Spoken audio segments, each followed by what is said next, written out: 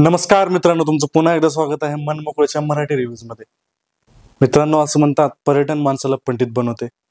बरोबरही आहे. आपण वेगवेगळ्या ठिकाणी जातो फिरायला, निसर्गामध्ये जातो, वेगवेगळ्या गावामध्ये, वेगवेगळ्या शहरामध्ये जातो. तिथे भेटणारी माणसं, तिथे समजणारी त्यांची भाषा, तिथले कल्चर हे आपल्याला लक्षात येतं. म्हणून आपण आपल्या फॅमिली सोबत, आपल्या मित्रांसोबत दरवर्षी ट्रिप प्लॅन करण्याचा प्रयत्न करतो. काहींचे प्रयत्न सक्सेसफुल होतात, काहींचे प्रयत्न सक्सेसफुल होत नाही. आज आपण अशा चित्रपटाबद्दल बोलणार आहे ज्या चित्रपटामध्ये फिरायला जाण्याचा प्लॅन सक्सेसफुल झालेला आहे मित्रांनो. पण ज्या खुशीने, ज्या आनंदाने त्याच्या फिरायला जातात, तितक्याच ते दुःखाने परत येतात. काय झालं असेल यावरती आपण पुढे बोलूया.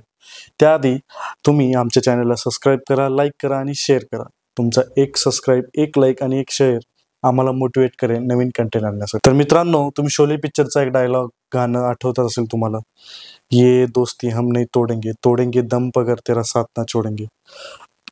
ते वाक्य, तेच गाणं हे या चित्रपटाला एकदम बरोबर लागू होतं. ते म्हणजे कसं ते सांगतो पुढे, ते कळेलच तुम्हाला. तर मित्रांनो, हा चित्रपट एकदम साधा, सरळ, सिंपल आहे. एकदम सिंपल स्टोरी आहे. पण जसा हा पिक्चर स्टार्ट होतो तसाच हा अनएक्सपेक्टेड एंड होतो. पण या चित्रपटाची हीच खासियत आहे की तुम्ही ज्या प्लॉटने बघायला सुरुवात करतात, ज्या इंटेन्शननी बघायला सुरू करतात, जो सुरुवातीला तुम्हाला स्वाद येतो तसा तो एंडला येत नाही. एंडला पूर्णपणे प्लॉट ट्विस्ट होऊन एंड हा अनएक्सपेक्टेड असतो. तर हा चित्रपट सुरू होतो केरळच्या मंजुमल गावामध्ये. मंजुमल गावामध्ये मित्रांचा 10 ते 12 जणांचा ग्रुप राहत असतो. ते एका जुन्या मित्रांच्या लग्नामध्ये भेटतात. त्यांचा दरवर्षी फिरायला जाण्याचा प्लॅन होत असतो, पण काही कारणास्तव प्लॅन कॅन्सल होत असतो. पण नेमकं या वर्षी त्यांचा प्लॅन हा मात्र सक्सेसफुल होतो. तो म्हणजे त्याचं कारणही तसं आहे, कारण की त्यांच्या मित्रांमध्ये एका मित्राने कार घेतलेली असते. त्यामुळे त्यांना काही वेगळं कष्ट घेण्याची गरज नसते. त्यामुळे ते इझिली त्या कारमध्ये त्यांची ट्रिप प्लॅन करू शकतात. पण प्रॉब्लेम तर तो कधी नसतोच कोणती ट्रिप प्लॅन करताना. प्रॉब्लेम तो असतो, तो म्हणजे मित्रांची सहमती, मित्रांचं येणं, मित्रांचं होकार असणं. बरोबर, कारण की आपण पण दरवर्षी गोव्याचा प्लॅन करतो, पण तो सक्सेसफुल होत नाही. कारण की काही मित्र फायनान्शियल रिझनमुळे, फॅमिली रिझनमुळे, कामाच्या रिझनमुळे तगा देतात. तसंच यांचा पण दरवर्षी त्याच कारणामुळे फिरायला जाण्याचा प्लॅन होत नाही. पण यावर्षी त्याच्या मित्राने कार घेतलेली असते. त्यामुळे ते 10 ते 12 जणांचा ग्रुप, त्यातले 10 लोक हे फिक्स होतात की आपण यावर्षी फिरायला जाऊ. मग फिक्स झाल्यानंतर ते ठरवतात की जायचं कुठं. एक मित्र म्हणतो गोव्याला जाऊ, पण ते म्हणतात की आपण राहतो साऊथला, गोवा आहे वेस्टला, खूप लांब पडेल, नको. त्यानंतर दुसरा मित्र म्हणतो वर्काळा बीचला जाऊ, जे की केरळमध्ये तिरुवनंतपुरम मध्ये आहे, जवळच. ते म्हणतात की नको, आपण आपल्या स्टेपमध्ये फिरलोय आणि अर्ध्या लोकांना ते माहित आहे, त्यामुळे जवळ नको, काहीतरी दुसरं आउट ऑफ द स्टेटचं. मग काही मित्र म्हणतात मुन्नारला जाऊ, काही मित्र म्हणतात आलेपीला जाऊ. पण नंतर ठरतं की नाही, स्टेटमध्ये फिरायचं नाही, आउट ऑफ द स्टेट जाऊ. त्यानंतर एका मित्राचं सजेशन येतं की आपण तामिळनाडूमध्ये एक हिल स्टेशन आहे कोडाईकनाल, तिथे जाऊ. मग सगळ्यांची सहमती होते, कोडाईकनालला जायचं ठरतं. मग सगळेजण निघतात. 10 जणांचा ग्रुप तयार होतो. पण जसं आपल्या ग्रुपमध्ये येतो म्हणून ऐन टायमाला जसं एक मित्र धोका देतो, तसा पण त्यांचा एक मित्र धोका देतो आणि तो ऐन टायमाला नाही म्हणतो. त्यांच्या गाडीमध्ये एक जागा खाली होते, ती एक जागा त्यांना भरायची असते. मग त्यांच्यामध्ये एक त्यांचा कन्नी नावाचा एक मित्र असतो. तो कन्नी नावाचा मित्र, त्याचा एक जवळचा मित्र असतो, तो म्हणजे सुभाष, त्याला बोलवण्याचा प्रयत्न करतो. सुभाषच्या तो घरी जातो. सुभाष म्हणजे होतकरू मुलगा असतो, त्याच्यावरती त्याच्या घराची जबाबदारी असते.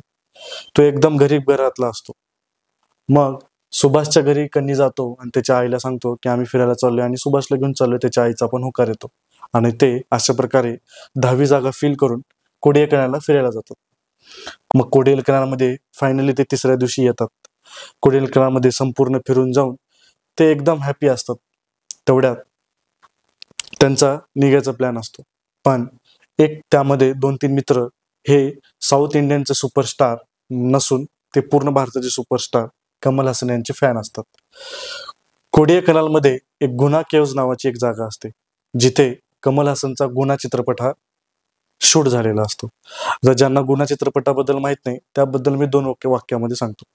गुना चित्रपट हा 1991 मध्ये रिलीज झाला होता आणि कमल हसनचा हा फेमस चित्रपट होता. जो की हिट झाला होता. गुन्हा चित्रपट हा एक गुन्हा नावाच्या कॅरेक्टरवरती बेस होता. साऊथ इंडियन मध्ये गुन्हा नावाचं एक कॅरेक्टर होतो सायकोपॅथ, त्यावरती त्याचा चित्रपट होती. सायकोपॅथची लव्ह स्टोरीचा हा चित्रपट होता. जो गुन्हा चित्रपट होता तो गुन्हा केव्ज मध्ये शूट झाल्यामुळे त्या गुन्हा केव्जला गुन्हा नाव पडलेलं असतं. बाकी त्या केव्हचं इंग्रजाच्या काळामध्ये नाव हे डेव्हिल्स किचन असतं, म्हणजे राक्षसाचं किचन. त्याचं कारण हे असतं कारण की गुन्हा केव्हचा काही भाग हा रिस्ट्रिक्टेड आहे आणि काही भाग हा पर्यटकासाठी खुला आहे. जो काही भाग खुला आहे तिथेच त्यांची पिक्चरची शूटिंग झाली होती.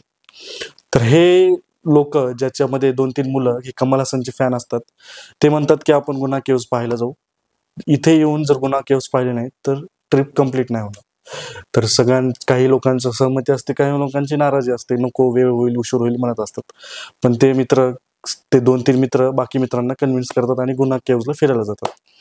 गुन्हा केव्जला फिरायला गेल्यानंतर जिथपर्यंत गुन्हा केव्हचा नॉन डिस्ट्रिक्टेड त्या पर्यटकासाठी खुला आहे तिथपर्यंत ते बघून घेतात. पण त्यातला एक मित्र खूप त्यातली गुन्हा केव्हची माहिती काढून आलेला असतो. तो तसा एक अतिउत्साही अतिउत्तेजित मित्र आपल्या सगळ्यांच्या ग्रुपमध्ये असतो. तसाच त्यांचा तो मित्र असतो. तो कमल हसनचा फॅन असतो, त्यामुळे तो त्या गुन्हा केव्हची सगळी माहिती काढून आलेला असतो. तो म्हणतो ह्या तर भाग नाहीच आहे जिथे गुन्हा केव्ज मध्ये कमल हसनचा चित्रपट शूट केला गेला. तो खरा भाग हा खाली आहे, जो नॉन रिस्ट्रिक्टेड एरियामध्ये आहे. टुरिस्ट गाईड फॉरेस्ट डिपार्टमेंटला चकमा देऊन सगळे मित्र ते रिस्ट्रिक्टेड एरिया जो असतो त्याच्या गेटवरून ओलांडून त्या केव्ज मध्ये जातात. पण केव्ज मध्ये गेल्यानंतर गुन्हा केव्ज जे आहे ते हिल स्टेशन असल्यामुळे तिथे खूप थंड हवा चालू असते. तेच काही वर्षापूर्वी एक ग्रुप गेलेला असतो, त्यांनी त्यांचं तिथे नाव लिहिलेलं असतं. मग हे पण बोलतात की आपण पण आपलं नाव लिहू.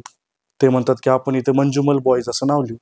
मग तिथला मित्र त्याच्या तिथे पेंट घेतो आणि तिथे मंजुमल बॉईज असं नाव काढतो. मग हे सगळं होत असताना सगळे खुश असताना दोन मित्र इकडे फोटो काढतात, 2 मित्र तिकडे हवेचा फील घेतात, नेचरचा फील घेतात, 2 मित्र इकडे नाव काढत असतात, बाकीचे मित्र असे खेळणी करत असतात. पण त्यांच्यामध्ये जो सुभाष नावाचा मित्र असतो तो कन्नी नावाच्या मित्राला हाक मारत असतो की अरे नको, तू नाव नको काढू, पर्यटकाची जागा खराब नको करू. आणि तो असं सांगत जवळ ते असताना तो एका खड्ड्यामध्ये पडतो. आणि खड्ड्यामध्ये पडला असताना सगळे लोक बघतात आणि त्याला हाक मारायला जातात. प्रत्येकाला वाटतं की खड्ड्यामध्ये पडलाय तो खड्डा छोटाच असेल आणि बाहेर येईल, पण तसं होत नाही मित्रांनो. इथेच होतो कहाणीचा प्लॉट ट्विस्ट. तो म्हणजे सगळे मित्र सगळ्यांना बोलवतात, गोळा करतात आणि त्या खड्ड्याजवळ जाऊन त्याला खड्ड्याच्या खाली आतमध्ये आवाज द्यायला लागतात. पण सुभाषचा आवाज परत काय येत नाही. त्यामुळे ते इतके पॅनिक होतात, इतके घाबरतात, कारण की त्यांना समजत नाही की आता आपण काय झालं. मग खूप वेळा आवाज मारल्यानंतर सुभाषचा काही रिस्पॉन्स येत नसल्यामुळे तिथला एक मित्र खूप घाबरतो आणि तो म्हणतो की सुभाष गेला. कारण की दूरपर्यंत ते खड्डा हा काळोखच दिसत असतो आणि त्याची काही हाईट समजतच येत नाही. मग तिथल्या 2-3 मित्र तिथल्या फॉरेस्ट गाईडला बोलवतात, तिथल्या फॉरेस्ट डिपार्टमेंटला बोलवतात, टुरिस्ट गाईडला बोलवतात. आणि टुरिस्ट गाईडला जसं कळतं की तिथे एक जण मुलगा खड्ड्यात पडलाय तेव्हा सगळेजण घाबरतात. ते म्हणतात कि भाई वो शैतान का खड्डा है, वहां पे मत जा, जो भी वहां जाता है वो वापिस नहीं आता. हे ऐकल्यानंतर त्यांच्या अजून परत फाटते, ते अजून घाबरतात. ते म्हणतात की नाही तुम्ही आमच्या मित्राला वाचवा. पण कोणीच त्याच्या मित्राची मदत करायला तयार करत नसतं, मदतीला कोणीच धावून येत नाही. मग हे पूर्णपणे हातबल होतात, घाबरून जातात. एक मित्र तर एवढा घाबरतो, तो म्हणतो की आपण सुभाषला गमावलंय, आता आपण सुभाषला हाक मारून काही उपयोग नाही, चला परत. पण त्याचा जो कन्नी मित्र असतो तो नेव्हर गिव्ह अप वाला ॲटिट्यूड वाला असतो. तो म्हणतो आपण अशा परिस्थितीमध्ये सुभाषला सोडून नाही जाऊ शकत, आपण त्याच्या फॅमिलीला काय उत्तर देणार, आपल्याला त्याला सोबत घेऊनच जावं लागेल. मग काही मित्र हे पोलीस स्टेशनकडे जातात.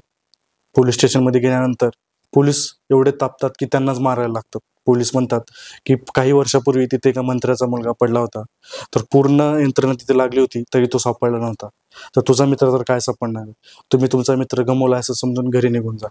पण हे त्यांना पचत नाही, ते ऐकायलाच तयार नसतात. ते म्हणतात काही करा पण तुम्ही आमच्या मित्राला वाचवा. पण अशा ठिकाणी त्याचा जो कन्नी मित्र असतो तो इतका त्याच्यावरती मैत्रीचं एक उदाहरण देत असतो की नाही, आम्हाला आमच्या मित्राला सोडून जायचं नाही अशा परिस्थितीमध्ये. मग तिथले जे गाववाले असतात ते येतात, खड्ड्याजवळ बघतात, ते म्हणतात ते सगळ्या स्टोऱ्या सांगतात जुन्या, त्यांना घाबरतात की ह्या खड्ड्यातून परत कोणीच वापस आलं नाही, हा खड्डा हा शैतानाचा खड्डा आहे, याच्याजवळ तुम्ही पण जाऊ नका, तुमचा मित्र तुम्ही गमावला असं म्हणून तुम्ही घरी जा. पण त्यातला दुसरा एक मित्र असतो कन्नीसोबत, तो त्याला इतका रडून आक्रोशाने त्याला आवाज देत असतो, इतका रडत असतो, हे करत असतो. तेवढ्यात सुभाषचा खालून रिस्पॉन्स येतो आणि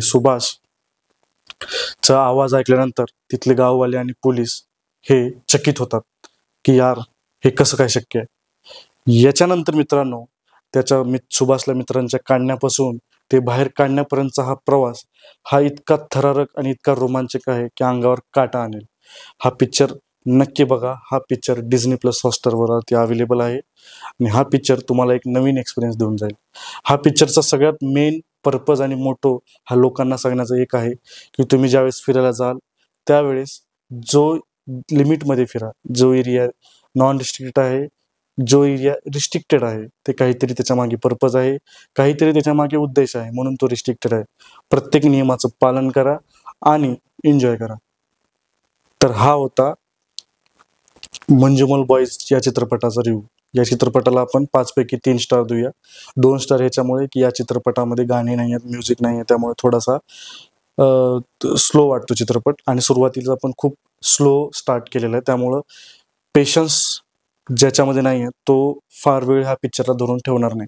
कारण की खरा चित्रपट हा ज्यावेळेस ते फिरायला जातात मिड स्टेज इंटरव्ह्यू नंतरच खरा सुरू होतो, त्यामुळं हे 2 स्टार इथे ते गमवतात. त्यामुळं हा चित्रपट तुम्ही पाहू शकता, एन्जॉय करू शकता. एकदम फ्रेश, एकदम प्लेन स्टोरी आणि थोडंसं थरारक थ्रिलर चित्रपट आहे.